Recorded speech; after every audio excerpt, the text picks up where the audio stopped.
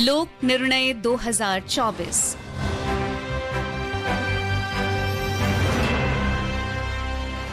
Welcome listeners to our ongoing series on elections, Lok Nirnaya 2024. In this program, we bring you election-related developments, various updates and analysis of general and assembly elections 2024.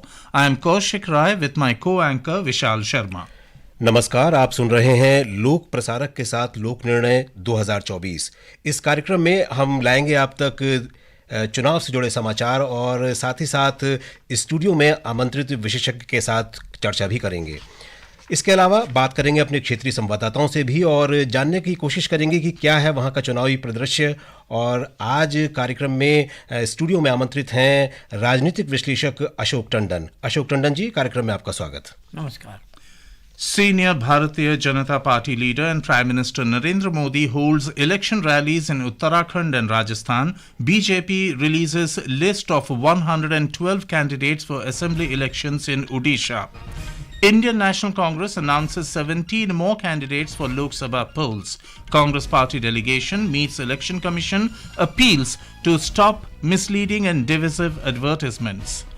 Election Commission appoints special observers in 6 states, launches myth versus reality register to combat spread of misinformation.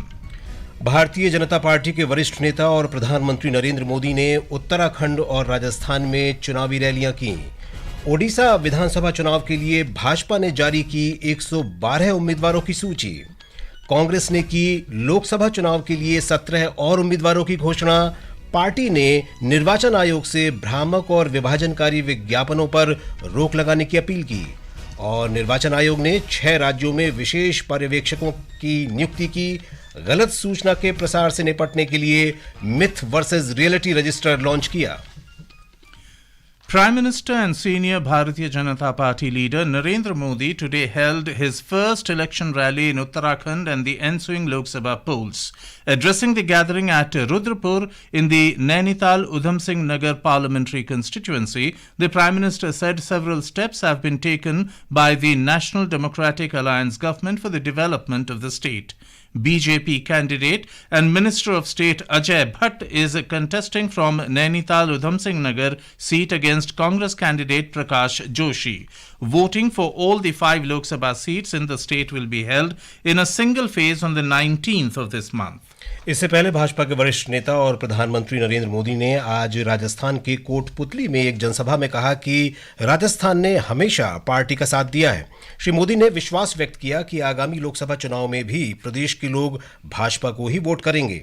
उन्होंने अपने तीसरे कार्यकाल में भारत को विश्व की तीसरी बड़ी अर्थव्यवस्था बनाने की प्रतिबद्धता दोहराई। श्री मोदी ने नागरिकता संशोधन अधिनियम के माध्यम से भारत की नागरिकता देने के फैसले के विरोध पर कांग्रेस की आलोचना भी की। BJP today released a list of 112 candidates for the upcoming assembly polls in Odisha. Jainarayan Mishra will be the party candidate from Sambalpur, while Manas Kumar Datta will contest from Balasore assembly seat. Meanwhile, BJP MP Ajay Nishad has joined the Congress today. Ajay Nishad, who is an MP from Muzaffarpur in Bihar, was denied the ticket by the BJP in the Lok Sabha polls. The Congress today released another list of 17 candidates for the ensuing Lok Sabha polls. The party has fielded former Union Minister M.M. Palamraju from Kakinada Lok Sabha seat, while Andhra Pradesh Congress President Y.S. Sharmila Reddy will contest from Kadapa and party leader J.D. Seelam from Bapatla Lok Sabha seat in Andhra Pradesh. The party also released a list of 114 candidates for Andhra Pradesh Assembly polls and 49 candidates for Odisha Assembly polls. Congress party के प्रतिनिधिमंडल ने राज्यों और केंद्र शासित प्रदेशों में भ्रामक और विभाजनकारी विज्ञापनों पर रोक लगाने की मांग के साथ आज नई दिल्ली में निर्वाचन आयोग से मुलाकात की। बैठक के बाद वरिष्ठ कांग्रेस नेता सलमान खुर्शीद ने बताया कि उनकी पार्टी ने आंध्र प्रदेश में सरकारी योजनाओं के विज्ञापनों से मुख्यमंत्री की तस्वीर हटाने का मुद्दा उठाया। निर्वाचन आयोग ने लोकसभा और विधानसभा चुनाव में टिप्पणियों और अन्य गतिविधियों पर निगरानी रखने के लिए 6 राज्यों में विशेष पर्यवेक्षकों की नियुक्ति की है। इनमें पश्चिम बंगाल, उत्तर प्रदेश, महाराष्ट्र, बिहार, आंध्र प्रदेश और ओडिशा शामिल हैं। ये पर्यवेक्षक विशेष तौर पर सीमावर्ती क्षेत्रों में चुनावी गतिविधियों पर नजर रखेंगे। आयोग ने आंध्र प्रदेश, कर्नाटक, तमिलनाडु, उत्तर प्रदेश और ओडिशा में धन बल के प्रयोग द्वारा चुनाव लड़ने को रोकने के लिए विशेष वित्त पर्यवेक्षक भी नियुक्त किए हैं। The Election Commission has announced a myth versus reality register to combat the spread of misinformation in general elections 2024. The poll body in a release said that this platform can be used to verify information, prevent the spread of misinformation, debunk myths and stay informed about key issues during the general elections. This register provides already busted election-related fake information, probable myths circulating around on social media platforms, frequently asked questions or FAQs on important topics, and reference material under different sections for all stakeholders. The register will be updated on a regular basis. It is accessible to the public on the Election Commission's official website. And in the studios, we have with us Mr. Ashok Tandon, senior political analyst. And sir, today as we have seen that the Prime Minister has addressed two rallies in Rudrapur in Uttarakhand and Kotputli in Rajasthan. We would request your comments on this. See, Prime Minister from the very beginning of the election campaign has been hitting at the corruption issue, because corruption has been a very important issue in practically the previous elections when the UPA government was ousted from power. But unfortunately, from the point of view of the opposition, for the last more than 9 years, the opposition has failed to single out even one corruption issue on which they can corner the Modi government at the center. And on the contrary, the Prime Minister's offensive on the corruption issue in the Congress-ruled states and the previous UPA government has put the opposition on the defensive.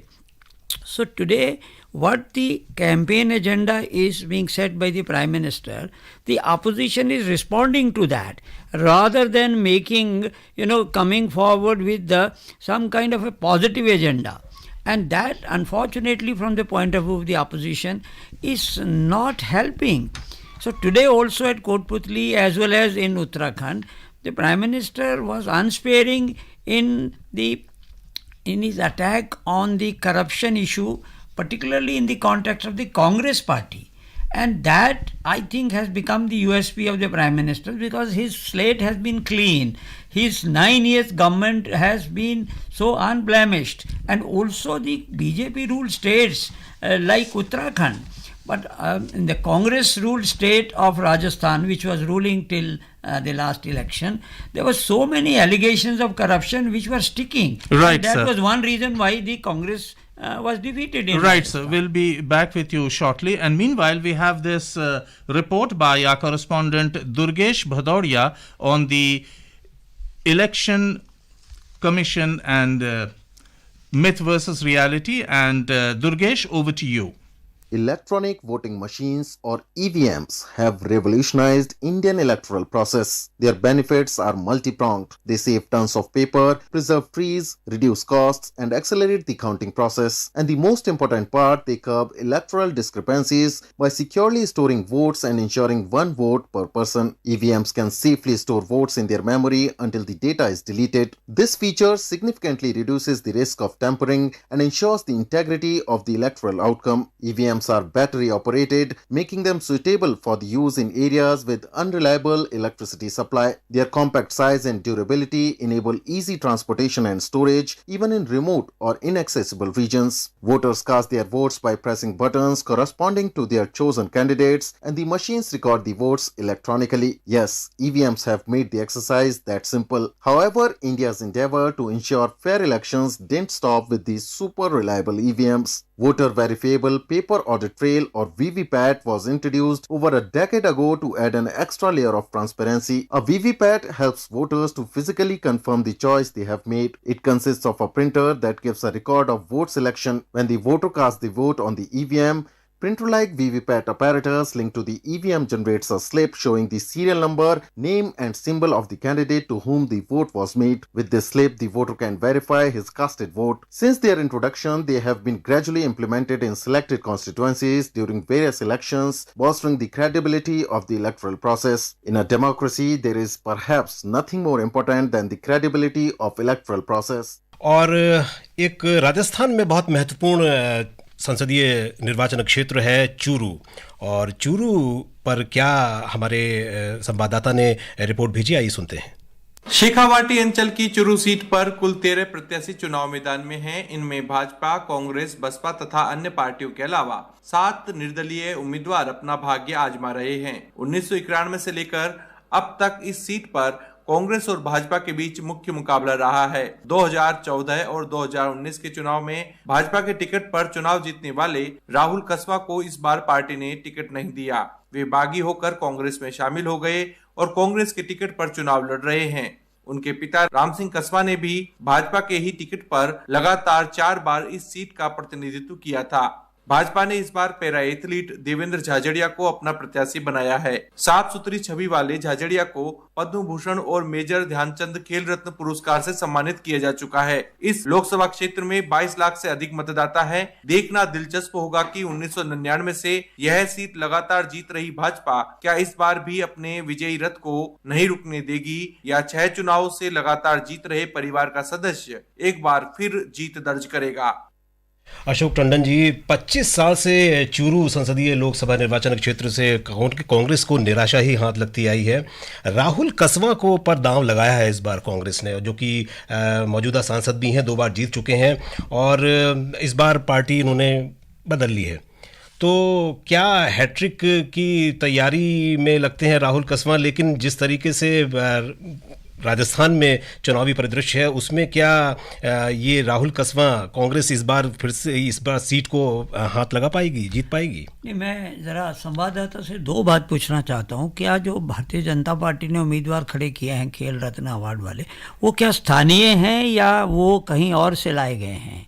एक तो ये प्रश्न है, और दूसरा ये है कि ये जो हटाए गए, जो अब कांग्रेस से लड़ रहे हैं, उनके खिलाफ क्या एंटी इनकम्बेंसी थी, ये कारण रहा है उनको टिकट ना देने का? ये 2 प्रश्नों का मैं चाहूँगा अगर आप विस्तार से हमारे श्रोताओं के लिए कुछ जानकारी दें तो।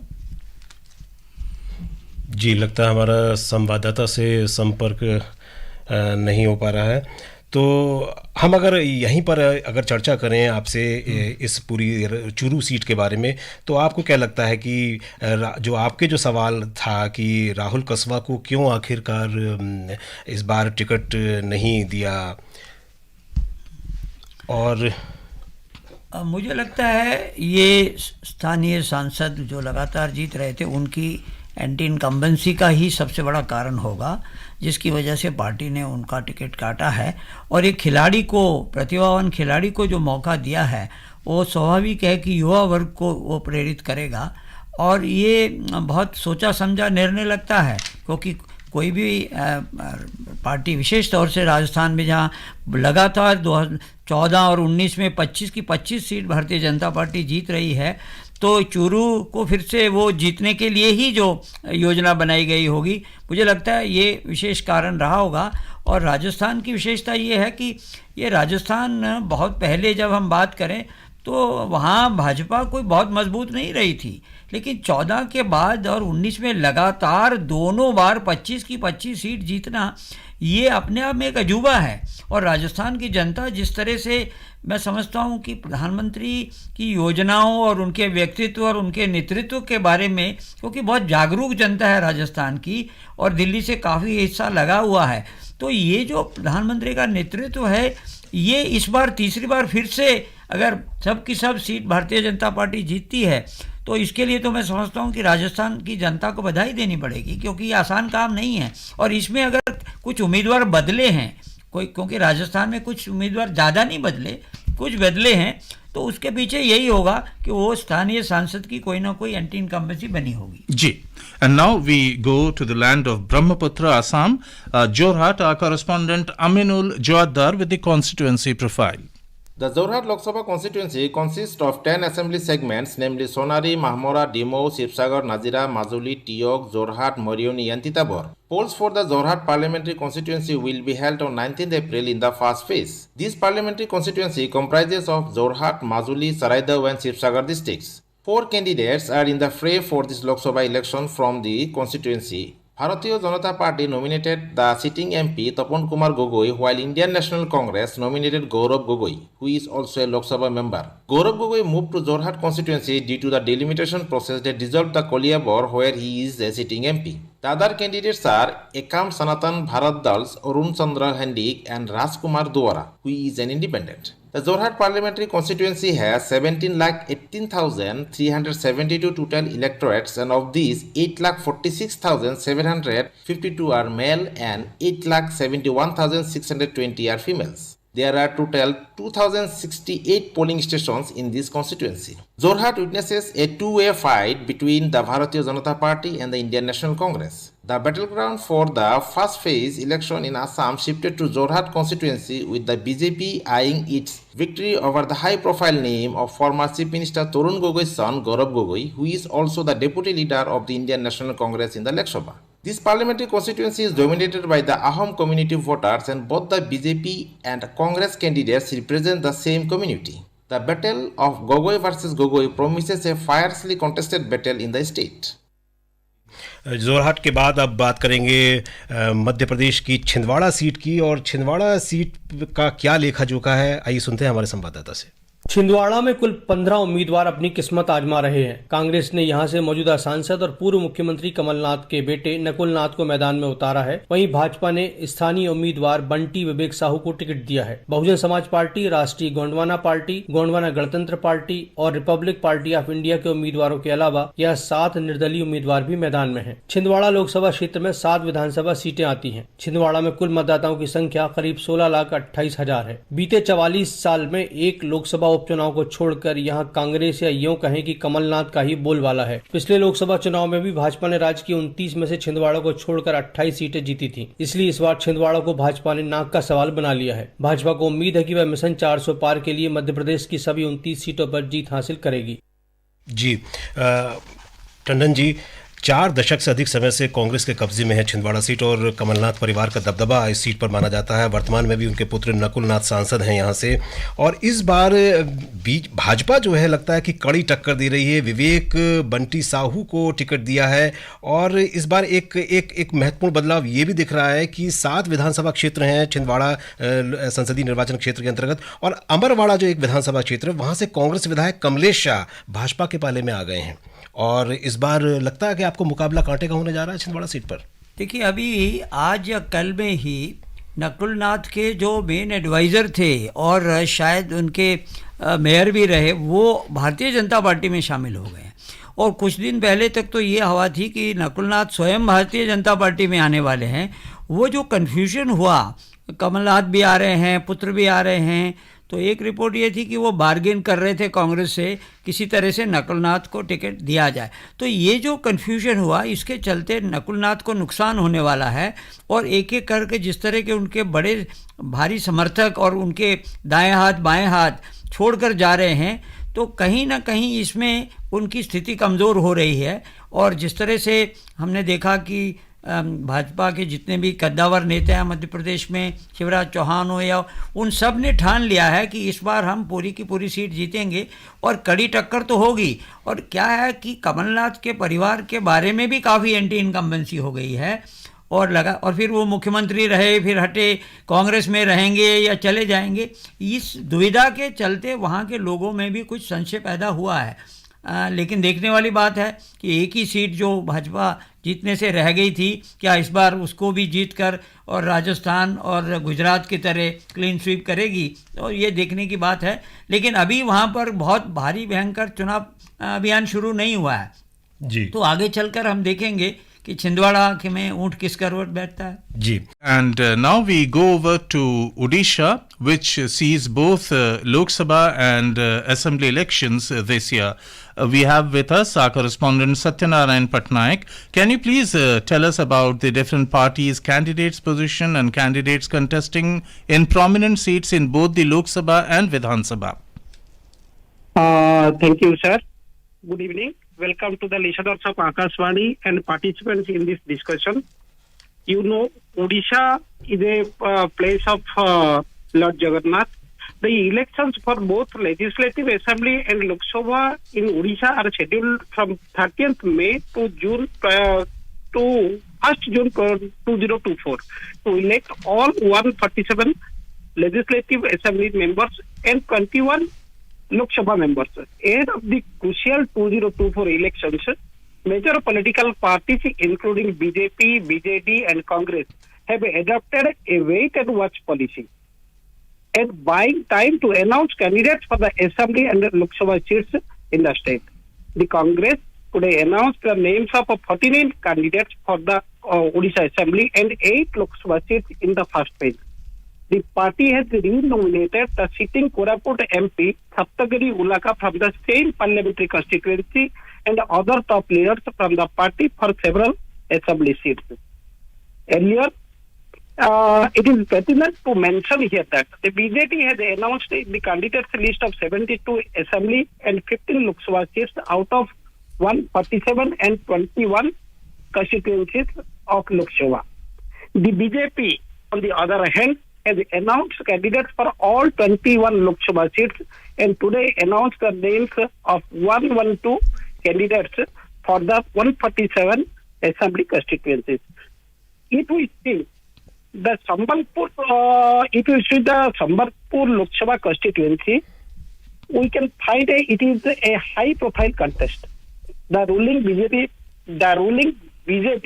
filed its organizational secretary and sitting Jajpur MLA Pranav Prakash Das against Union Education Minister Dharmendra Pradhan, the face of BJP in Odisha.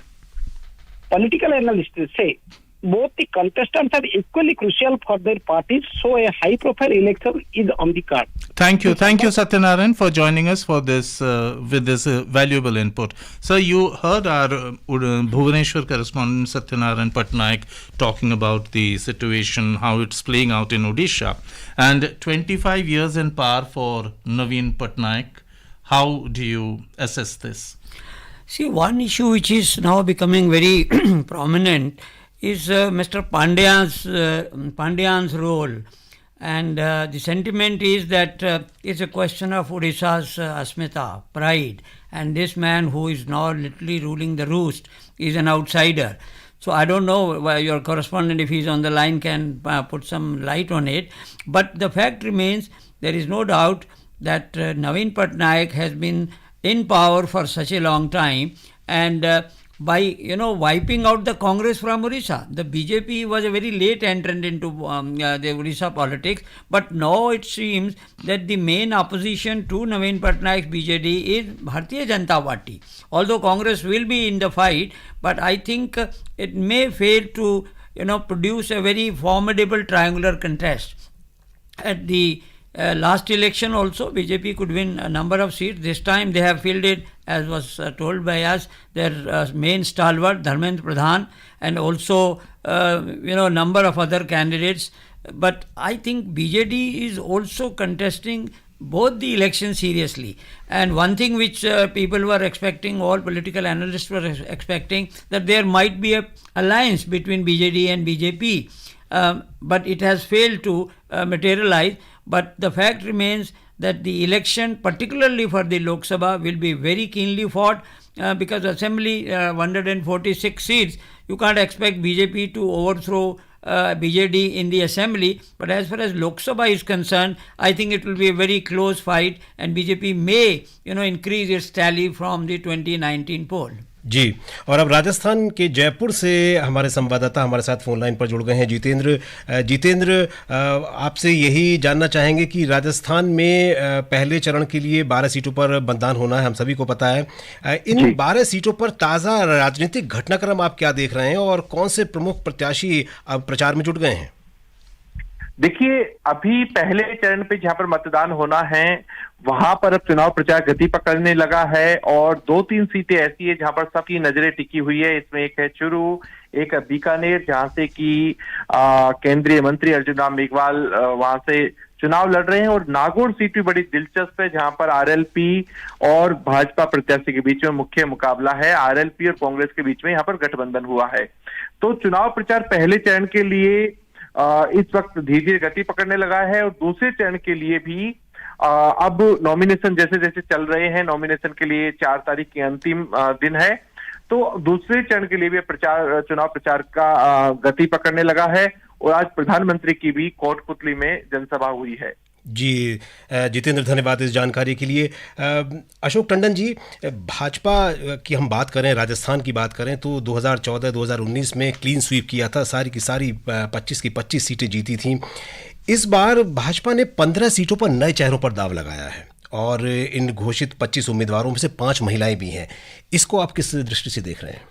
देखिए, उम्मीदवार बदले हैं ये ठीक है, लेकिन जो मंत्री हैं, वरिष्ठ मंत्री, उनको फिर से उतारा है और यहाँ तक कि अलवर से भूपेंद्र यादव को भी वहाँ फील्ड किया है। जैसे अर्जुन राम मेघवाल में हैं, वो हमारे जल मंत्री भी हैं, तो ये बड़े बड़े चेहरे और भी 1-2 ऐसे चेहरे हैं जो फिर से रिपीट किए गए हैं।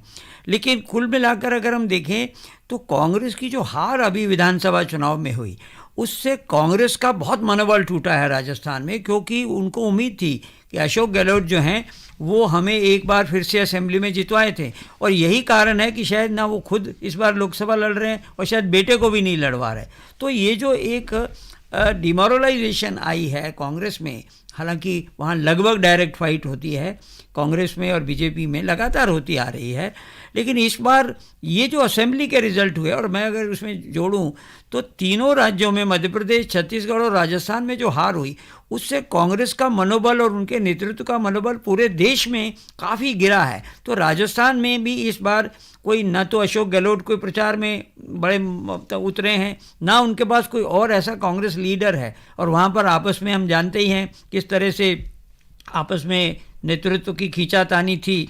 तो ऐसे में अगर एकजुटता दिखाई है भारतीय जनता पार्टी ने और सारे बड़े नेता भी उतारे हैं, तो ये लगता है कि उनको पूरा विश्वास है कि हम इस बार फिर 25 की 25 सीटें जीतेंगे।